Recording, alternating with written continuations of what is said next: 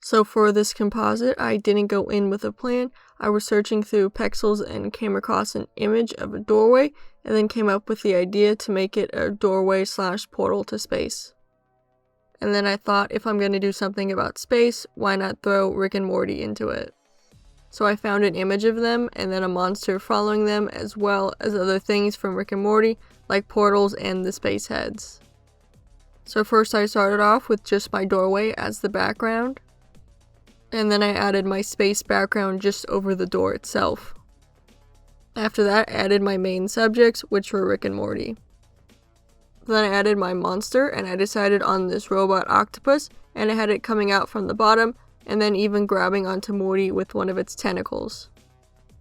Next, I added a green portal from the show, and I put it up top, so it's like they're trying to float up there to escape the robot octopus. Then I thought it'd be fun to just add a bunch of random other portals, so I started off with this red one, and just use a mask to paint it in. Next, I added a pretty blue portal on the left, and also changed the perspective so it was more on an angle. And then I added a third portal to the top right corner above the green one as well. Then after I had all the portals in, I gave Rick his portal gun from the show, which would explain how the green portal up top got there. And the process of giving him the gun was simple. Because I got it from a different Rick image, I just scaled that one down and lined it up with the Rick hand that I was using, and it just fit perfectly. Then I started adding a bunch of different colored floating heads in the background in many different sizes and facing different directions just for the fun of it. Next, I fixed up my octopus some more. I moved it so just the tentacles would be showing because it looked weird with them and having the head as well. Then I also added more tentacles as well, so it would be scarier and more realistic.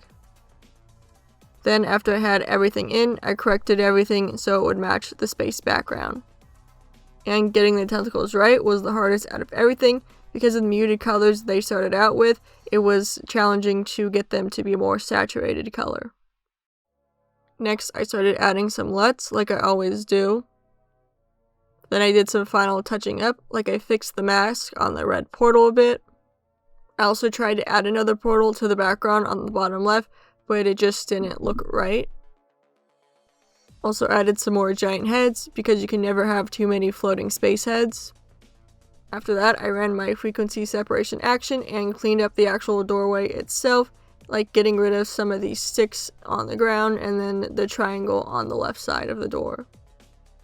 Then I added a shadow where the bottom of the doorway and the space background meet to give it some depth. Then finally, I also added another tentacle at the bottom so the tentacles would look sturdier. And here is the result.